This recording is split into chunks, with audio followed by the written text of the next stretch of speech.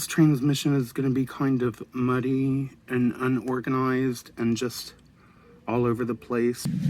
Right now, we are witnessing something truly extraordinary.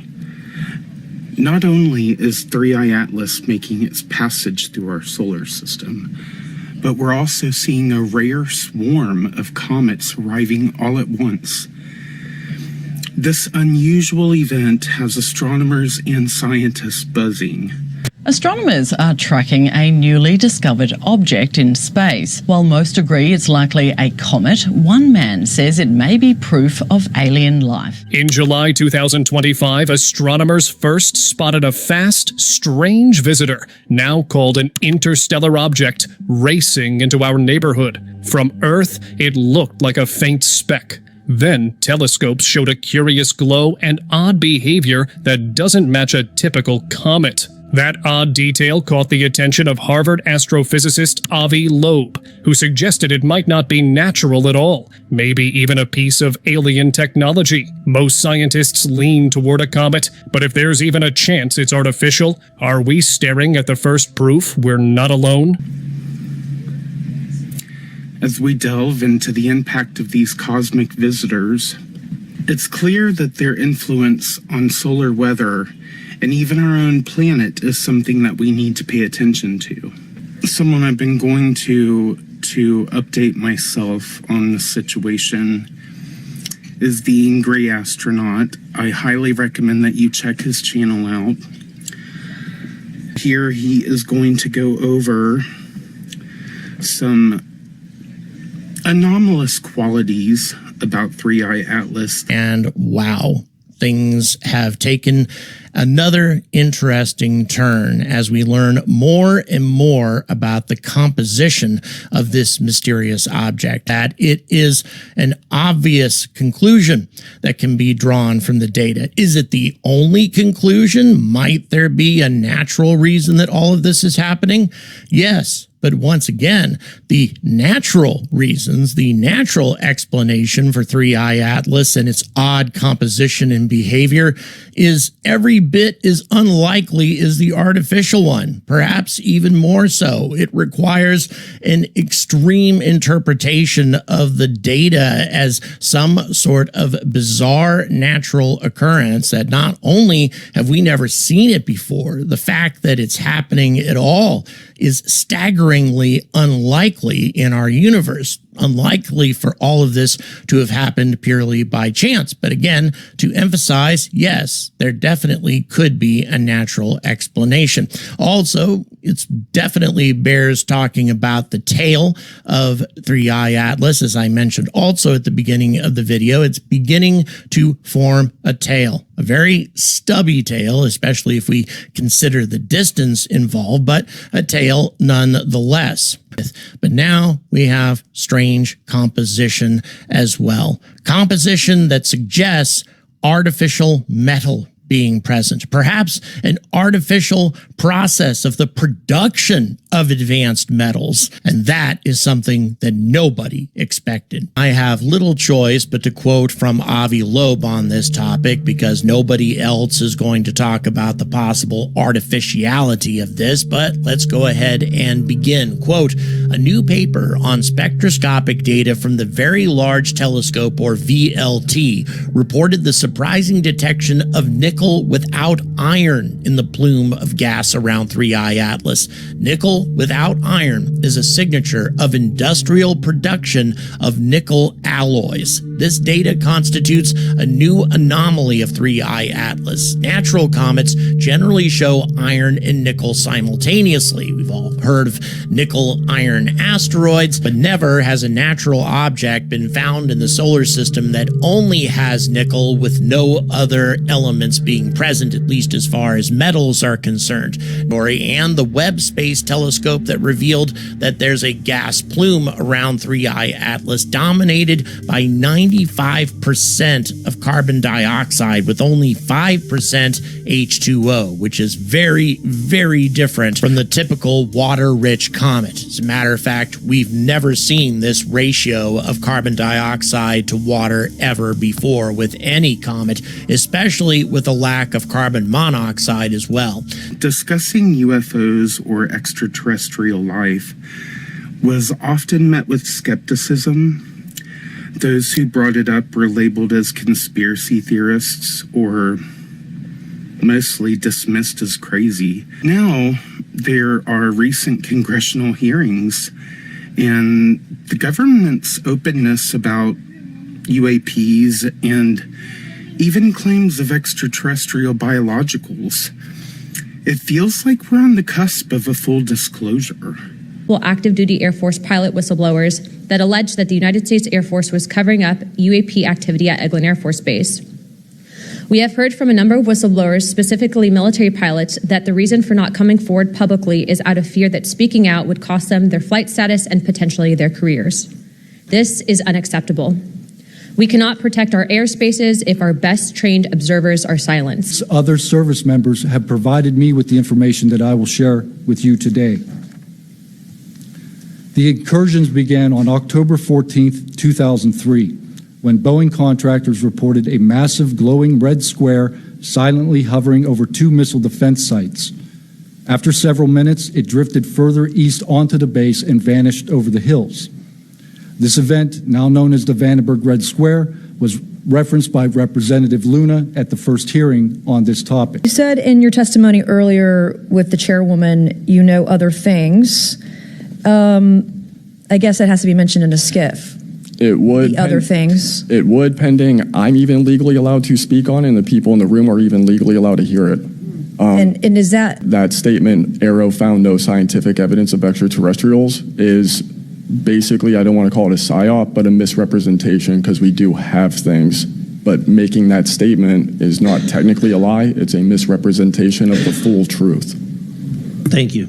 Talk to Navy folks that some of the deep sea areas, they think there might be something there, that they're here, and I don't know when they got here. Another point that needs to be made is every time, we say we're going to back engineer or whatever you want to call it, these craft, I always say, like, it'd be like if you took I ride motorcycles, but if you took like an Indian or a Harley to the people that came over here on the Mayflower, they'd see a bright, shiny object. They might polish it.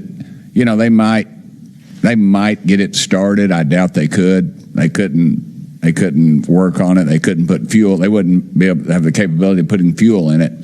I just think that's we're scratching at something that we don't have any knowledge of, and that's why it's just taken so dadgum long. But they do know, first one that cracks that code, it's over. I mean, it's energy, it's power, it's everything. And I worry, too, that in the wrong hands that they do that, they keep it from the rest of us because they're so invested in whatever energy sources we have here that their billionaire buddies are going to profit, and they can't retool. Because they come in and do whatever they're doing, and then they leave. And we don't know how to respond. We don't know how to protect the installation.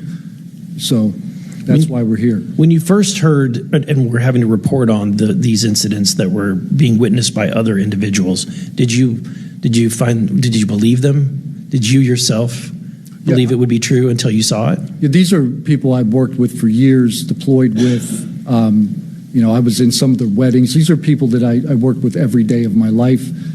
Usually when the events were occurring, we were all together, There'd be 40, 60, 100 people on duty during these encounters. Really? Yeah. All seeing it at the same time? Yes, these encounters were playing out while we were on duty, and we were responding and investigating in real time as they occurred. And they outperform any aircraft known to exist, including ours. The public, of course, as I said, has been told something much different. Back in 1989, I reported about a guy named Bob Lazar, who claimed that he worked at a facility dubbed S4 out in the Nevada desert, very near to Area 51. He said he was part of a reverse engineering program.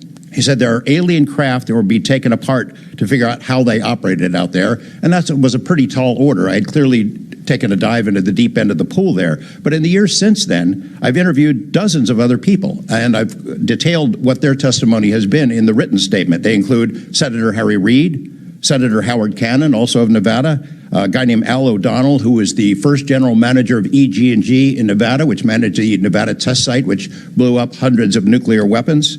There's a guy named Dr. James Lukatsky, who was a career scientist with the Defense Intelligence Agency, who was the guy who initiated a program called OSAP, Advanced Aerospace Weapons Systems Application Program, which is, as far as we know, the largest acknowledged UFO program ever funded by the U.S. government, which put together an amazing pile of information that members of this committee and the world, most of which have never seen. The DIA still hasn't released 95% of what was prepared by that program. When they talk about biologicals, it's not like they found some DNA or, some blood. They found multiple types of creatures. Multiple types. And so we'll go ahead and take a look at that as well.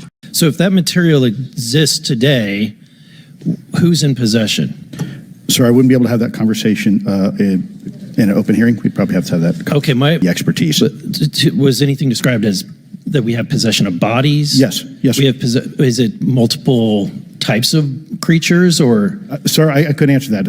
I can tell you anecdotally that it was discussed quite a bit when I was at the Pentagon. The problem is the supposed collection of these biological samples occurred before my time, in fact, before I was even born. And was this part of the Lockheed Martin discussion, or was this the biologics is a completely separate?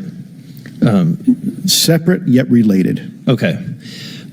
We have these things that are being observed over controlled U.S. airspace, and they're not really doing a good job hiding themselves. They're making it pretty obvious they have the ability to even interfere with our nuclear equities and our nuclear readiness.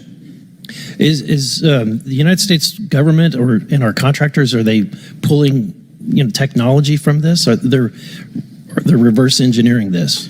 Sir, as I previously stated, and please forgive me, I am not authorized to discuss specifics about crash retrievals.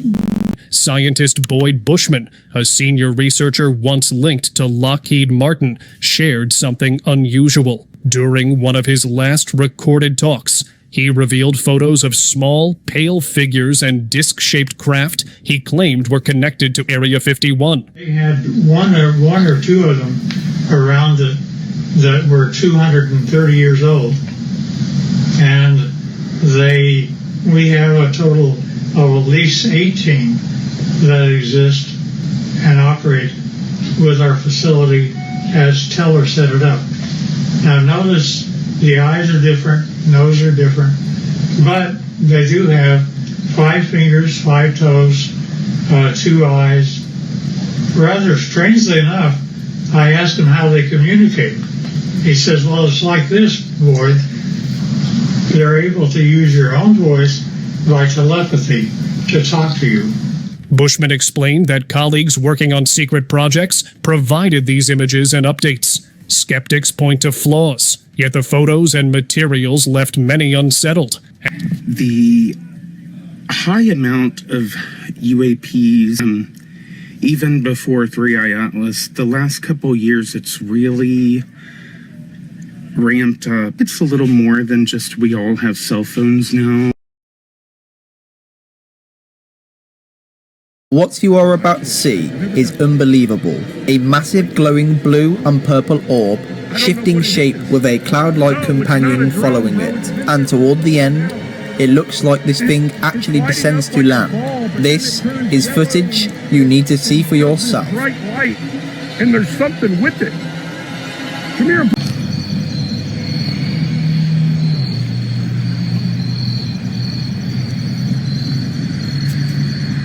Holy shit, this is crazy. Now it's going up. It's going straight up.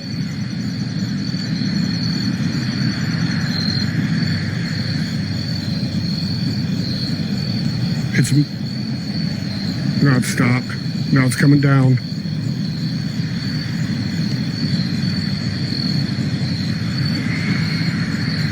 It's going down fast.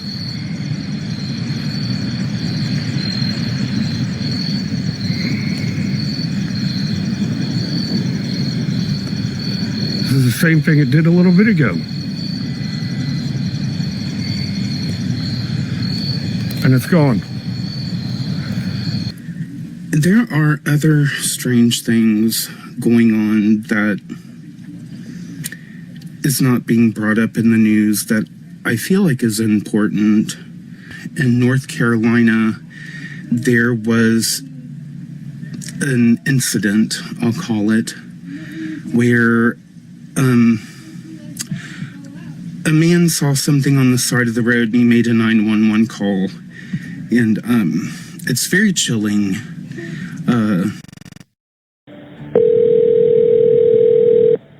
Tender County 911, what's the address of your emergency? I'm driving on 210. I just crossed the Black River, and I thought I saw a guy standing on the side of the road bleeding. Okay, where are you at, sir? I'm on 210. I just crossed the Black River. I'm heading towards 53 East. I just passed Patriots Watch. Okay, so you're over near Morse Creek? Yes. Okay. And did you saw a man standing on the side of the road? What the? What was that, sir? That's not human! That's not human! Sir, are you okay, sir? There's something in the bed of my truck! Okay, what's in the road? No, it's not in the road, it's in my truck! In the bed! There's something in the bed of your truck? Yes, ma'am, I just turned on my bed lights for my truck and there's something in my bed.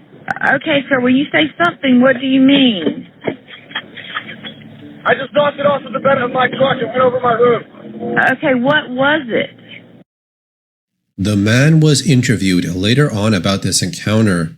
He says what he saw looked like a 30-year-old man standing in that ditch, wearing a Civil War uniform and covered in blood. He saw it so fast very late at night, so he called 911, hoping he can get this person some help. But as he was calling, this thing got up to his vehicle and jumped on the back. It looked into his rear view mirror and tried to look inside his truck.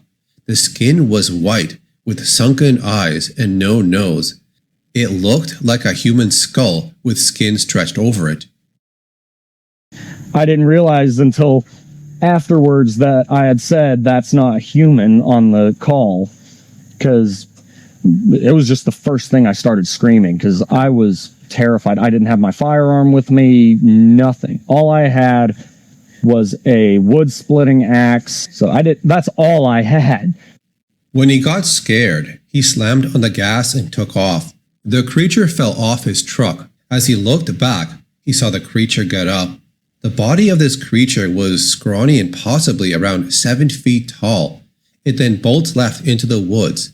It looked like a human body, but they were stretched out, with abnormally long legs and limbs. I'm afraid it's probably just one of those things in this world that we may not ever know the answer to. The encounter was so terrifying, this person says he refuses to drive by that area at night. And did you saw a man standing on the side of the road? What the? What was that, sir? That's not human! That's not human! Sir, are you okay, sir? There's something in the bed of my truck! Okay, what's in the road? No, it's not in the road, it's in my truck! In the bed! There's something in the bed of your truck? Yes, ma'am, I just turned on my bed lights for my truck and there's something in my bed. Okay, sir, when you say something, what do you mean? I just knocked it off of the bed of my truck and went over my roof. Okay, what was it?